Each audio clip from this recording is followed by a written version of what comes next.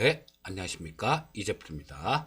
자, 오늘은 지금 영상을 세 번째 찍고 있네요. 저 며칠 전에 보니까 영상이 중간에 소리가 안 나왔던 그런 부분이 있어서 제가 오늘은 저 수능 때문에 1시간 늦게 시작하잖아요. 그래서 올리기 전에 영상을 한번 이렇게 보다 보니까 소리가 안 나더라고요. 그래서 또 제 차 조금 찍었는데 그때도 보니까 소리가 안 나서 지금 3차째 찍고 있는데 좀 영상이 조금 소리가 좀 속 좀 썩이지 않았으면 좋겠는데요. 자, 오늘은 말씀드렸듯이 수능일입니다. 수능일이라서 1시간 늦게 오늘은 개장을 합니다. 하지만 뭐 출근은 정상적으로 이렇게 하시는 분들이 많을 테니까 뭐 제 시간에 올려드리려고 했는데 오늘은 조금은 늦을 것 같아요, 시간이. 자, 두 번 영상을 새로 찍기 때문에 그럴 것 같습니다. 자, 지금 7시 28분 정도 됐는데요. 지금 학생들 참, 좀 두근두근 하겠네요. 자, 1년 동안 학생들 고생 많으셨고, 뭐, 이 영상 보시는 분들이 부모님들이 더 많으시겠죠. 그 수험생 부모님들도 고생 많으셨습니다. 자, 뭐, 이 수능 시험 끝나고, 보면 술도 한 잔씩 하고 그러죠. 저도 대입 수학능력 시험, 수능이 아니었죠, 저희는. 대입 시험 끝나고 난 다음 술 한 잔 마시고 그랬던 기억이 나는데, 저녁에요. 올해 학생들은 뭐 그런 부분들은 어려울 것 같네요. 코로나 때문에. 자, 옛날에는 저희 때는 시험이 수능이 아니라 그런 거였었죠. 그냥 자기가 딱 가고 싶은 학교, 그리고 가고 싶은 과, 이걸 먼저 지원을 해요. 먼저 미리 지원을 해서 그 경쟁률이 딱 나오면 대충 애들이 이놈은 대학 가겠다, 이놈은 못 가겠다, 그게 결정이 됐었는데 뭐 경쟁률이 뭐 30대 1, 막 이렇게 돼버리면 안 되는 거죠. 뭐 그렇게 되면 그 친구들 경쟁률 그렇게 나온 학교과 지원한 친구들 같은 경우는 아예 공부를 안 하는 그런 일도 있었는데요. 그 다음부터는. 자, 이게 시험 제도도 옛날에 우리 때는 그랬었어요. 자, 모의고사를 칠 때도 그 자기가 가고 싶은 학교, 가고 싶은 과, 이거를 먼저 이렇게 지원을 했었거든요. 그러고 난 다음에 그 전국에서 그 지원한 과 애들 뭐 몇 명인지 뭐 이런 거 하고 그 등수 이렇게 나눠서 모의로 합격인지 불합격인지 이런 부분들을 좀 알아보고는 했는데 우리 반에 미달이면 무조건 합격이었죠.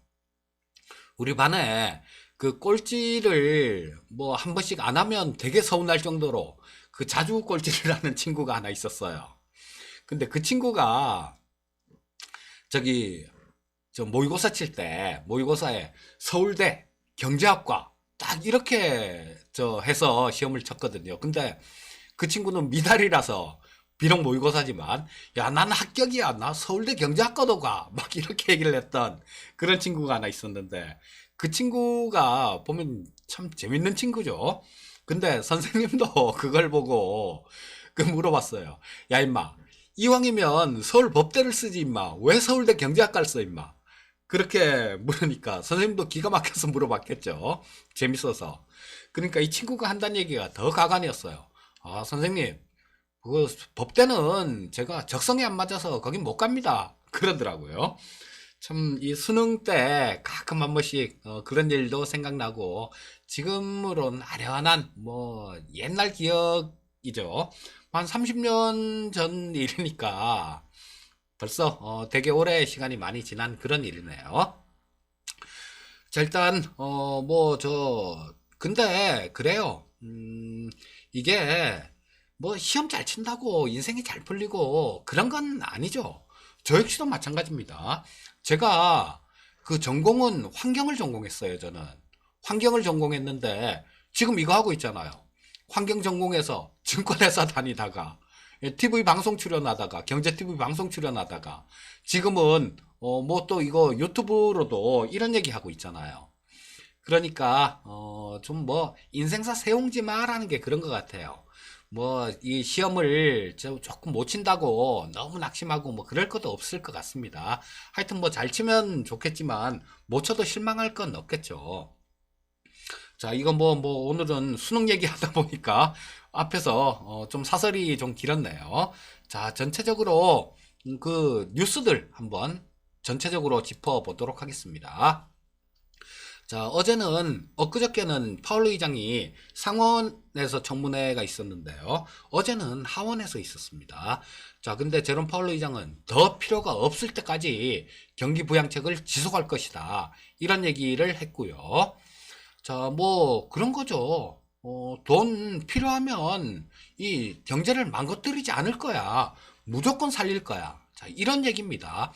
엊그저께에 이어서 한 번 더 확인을 시켜준 그런 얘기였어요. 자, 그리고 미국 쪽에 지금 부양책에 대해서 논의가 상당히 활발하다라는 그런 뉴스들이 전해지고 있습니다. 자, 낸시 펠로시 하원 의장이 개선된 부양책을 제시할 것이다, 그런 얘기를 했고요. 자, 그래서 부양책 합의 가능성이 굉장히 크다, 이런 얘기를 했고, 빠르면 이번 주 내에도 이 초안에는 합의를 할 가능성이 있다라는 그런 뉴스들이 나오고 있습니다. 자, 요런 부분들은 아마 이거하고도 영향이 있었을 거예요. 어제 고용지표가 별로 안 좋게 나왔습니다. 자, 고용지표가 별로 안 좋게 나오다 보니까 이대로 그냥 더 두면 상당히 좀 어렵겠죠. 그러니까 고용지표가 안 좋게 나오니까 이걸 조금 악재로 받아들인 게 아니라, 야, 고용지표가 이렇게 안 좋게 나오면 의회에서도 부양책에 대한 압박을 받을 것이다, 이렇게 해석을 하면서 나름대로 괜찮은 그런 모습이 나왔습니다. 자, 그리고 근데 시장에 한 가지 부담을 준 요인은 바이든이 그런 얘기를 했죠. 트럼프 행정부에서 부관 관세, 자, 요런 것들을 즉각 철회는 하지 않을 것이다, 이런 얘기를 했어요. 자, 요런 부분들 같은 경우는 저도 누차 좀 말씀을 드렸죠. 이 중국은 벌써 루비콘 강을 건너버린 겁니다. 거기에 대한 내용이 궁금하시면 제 영상에 찾아보시면 달러화의 위기와 어쩌고 그런 제목의 영상들이 있어요. 2편 정도 있을 텐데 그 영상을 보시면 아주 자세히 알 수 있을 겁니다. 그리고 또 투키티데스의 함정이라는 게 있어요. 아, 이거 투키티데스 함정 얘기하려고 그러면 시간이 안 되겠네요. 나중에 따로 거기서도 제가 잠깐 얘기를 했나 모르겠네요. 그 영상에서도 아마 있을 수도 있겠다라는 생각 듭니다. 그 영상 달러화가 어쩌고 하는 그 영상 2편 있는데 그 영상을 참고해 보시면 좋을 것 같습니다. 자, 그리고 이거 앨런 머스크는 그런 얘기를 했어요. 직원들한테 서한을 좀 보냈는데요. 어떤 서한이냐? 비용 절감을 못하면 우리 주가 폭락할 수도 있다, 이런 얘기를 하면서, 그러니까 임마 니들 원가 절감, 비용 절감 좀 하도록 노력해봐, 이런 얘기겠죠. 자, 그런 얘기를 하면서 조금 부담을 줬고요. 그리고 영국이 처음으로 코로나 백신 화이자 거죠. 긴급 사용을 승인을 했습니다. 자, 다음 주 정도부터는, 빠르면 다음 주 정도부터, 이번 주 말이나 다음 주 초부터 접종이 가능할 것이다, 이런 얘기를 했고요. 자, 이거 그리고 근데 영국 같은 경우는 그 보리스 존슨 총리가 코로나에 걸렸었죠. 그 머리 되게 지저분하게 해갖고 그 머리를 좀 어떻게 했으면 좋을 것 같은 그런 분이죠. 자, 근데 이 코로나가 지가 한번 걸려보니까 가장 먼저 이렇게 반응을 하는 것 같아요. 자, 어쨌거나 그 긴급 사용을 신청에 대한 승인을 했다라는 거. 근데 이유족은 조금 신중해요. 자, 이 백신을 먼저 승인에 대한 경쟁을 해서는 위험하다. 우리는 29일 정도까지는 이 내용에 대해서 꼼꼼하게 검토한 후에 결정을 할 것이다, 이런 얘기를 했습니다. 자, 그리고 저런 것들 저런 것들 전망치는 좋게 나와요. 자, 다우가 내년에 골드만삭스 쪽에서 내년에 다우가 한 4,300 정도까지 오를 수 있을 것이다, 이런 얘기를 했고요. 지금 월가에서 가장 좀 기대를 걸고 있는 거는 아마 제니 델런 전 연준 의장이 그 재무장관으로 이렇게 취임하는 그런 부분일 겁니다. 제가 생각해도 그럴 것 같아요. 앨런 의장 같은 경우는 부양책을 이렇게 유지를 할 때는 굉장히 강하고 온건하게 그렇게 유지를 했어요. 그리고 또 앨런 의장 시절에 뭐 금리 인상에 대한 그런 압력도 있었죠. 그런 거를 약간 할 때도 시장에 최대한 충격이 안 가게 조심조심해서 그렇게 시행을 했습니다. 그러니까 아마 이 앨런 의장하고 제닛 앨런 이제 재무장관 후보죠. 저 앨런하고 그 다음에 제롬 파월하고는 아마 환상적인 그런 커플이 되지 않을까 싶은 생각이 듭니다. 자, 뭐 연준하고 재무부하고 손발을 잘 맞춰 나간다면 미국 경제는 상당히 좋은 그런 모습으로 갈 가능성이 많다라고 봐야 되겠죠. 뭐 따라서 내년도 시장 같은 경우는 긍정적으로 보는 게 맞을 겁니다. 자, 그리고 앤서니 파우치 미국 감염병 연구소장은 이 내년 2분기 정도면 미국이 집단 면역 체계를 갖출 것이다라는 그런 굉장히 좀 희망적인 그런 얘기를 했습니다.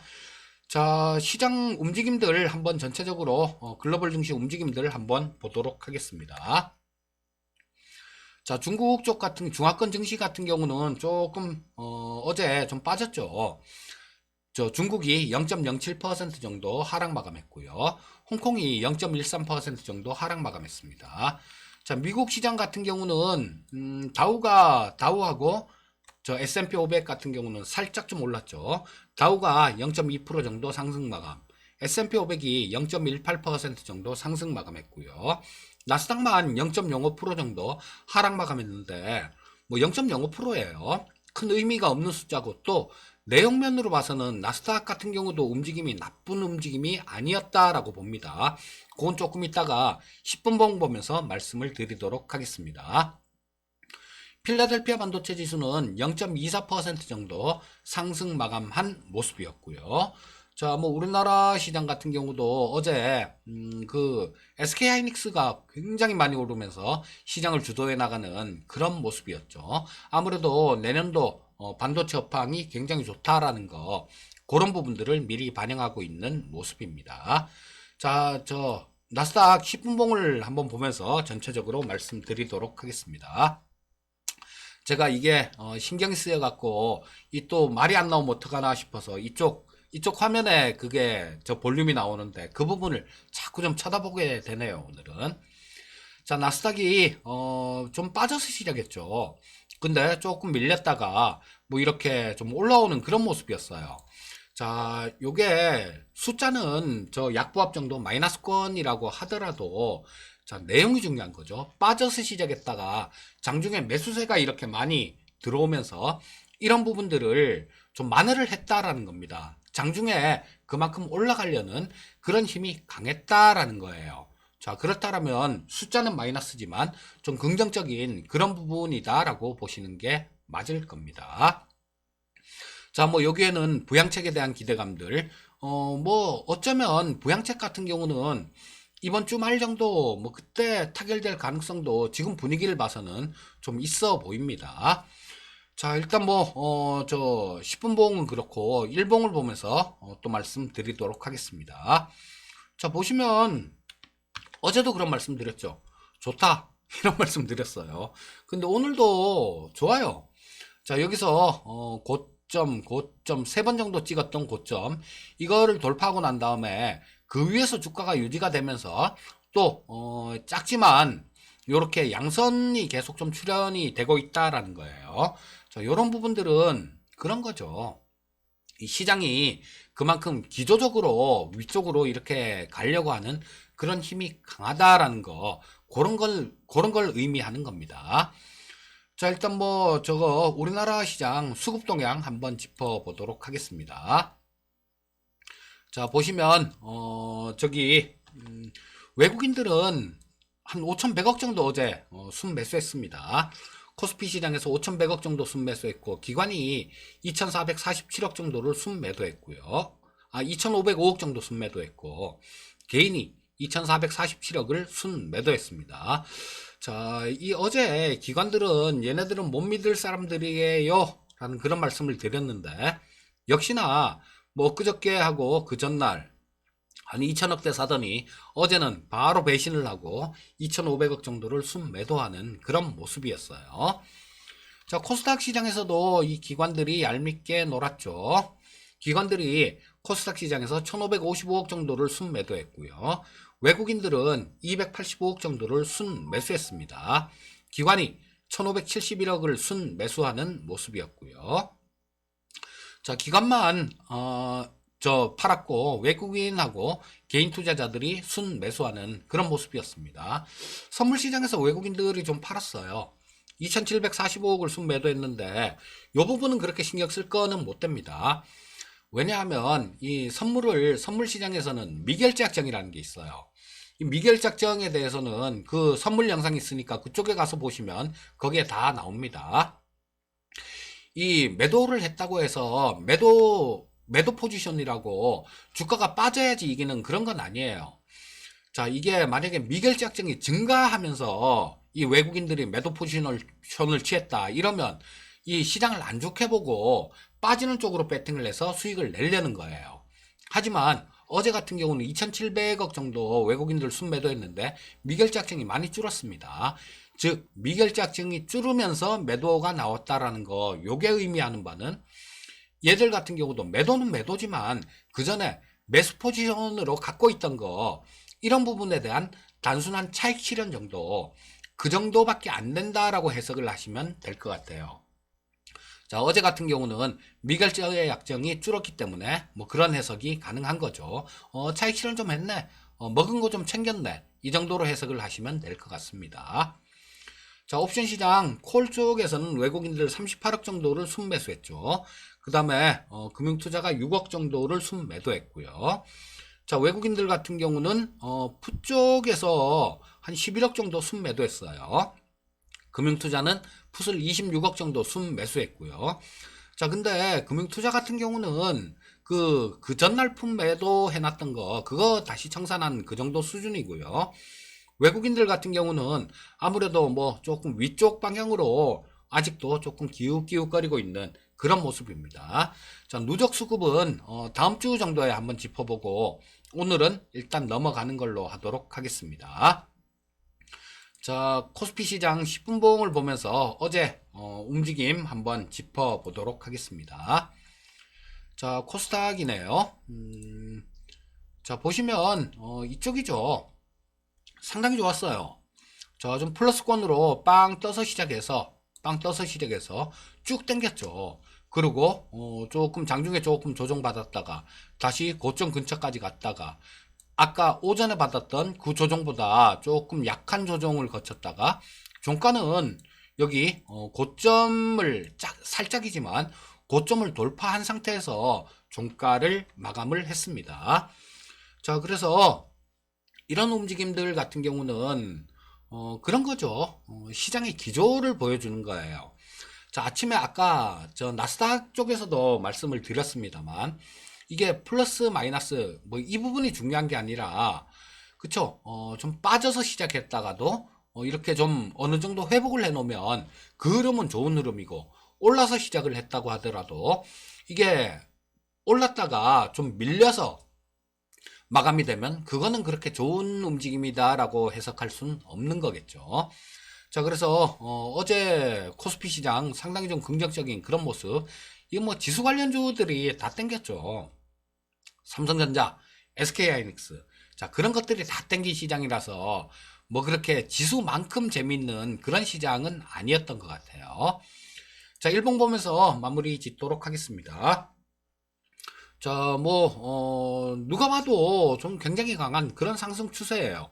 그런 상승 추세고, 지금 뭐 일각에서 그런 얘기들을 하시는 분들이 많죠.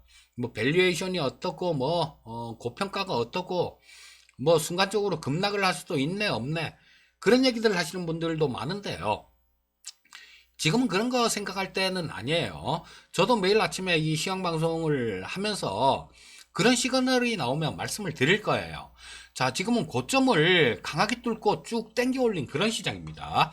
여러분들, 이 시장이 이렇게 고점을 강하게 이렇게 뚫어버린 시장이요, 이런 시장은 이렇게 부러지는 경우는 없습니다. 없어요. 자, 이게 지금이, 설령 지금이 고점이라고 하더라도, 부러진다고 하더라도, 이렇게 갖고 이런 되돌림이 나오고, 이런 형태로 이렇게 빠져요. 그렇기 때문에 지금은 이런 국면이죠. 이런 국면에서 뭐 이걸 걱정할 필요는 없습니다. 이 걱정은 나중에 이렇게 냈다가 되돌림 나오는 과정, 이 과정에서 하는 게 맞아요.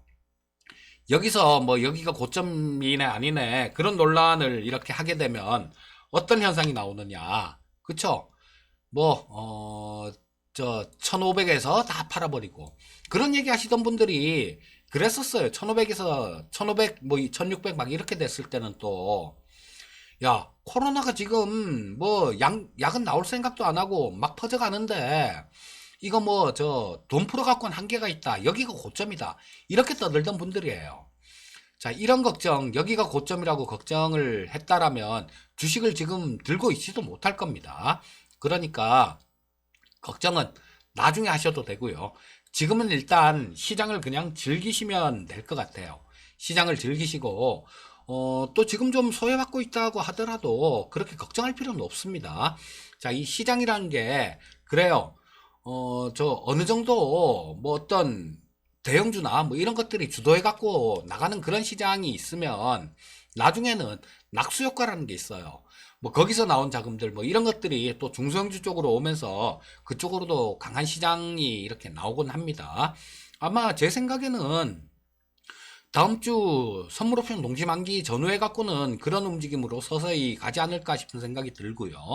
뭐 그러고 난 다음에 1월 달 정도에는 뭐 이 중소형주 쪽, 뭐 이런 쪽이 굉장히 좋은 모습을 보일 가능성이 높다라는 생각이에요. 그러니까 지금 여러분들 우리가 할 일은 그런 거예요. 향후에 좋을 그런 포트폴리오를 지금 미리 구축을 해 놓는 거, 그게 가장 현명한 그런 투자자가 될 겁니다. 자, 오늘은 녹화를 한 3번이나 하다 보니까 아이고 힘이 좀 빠지네요.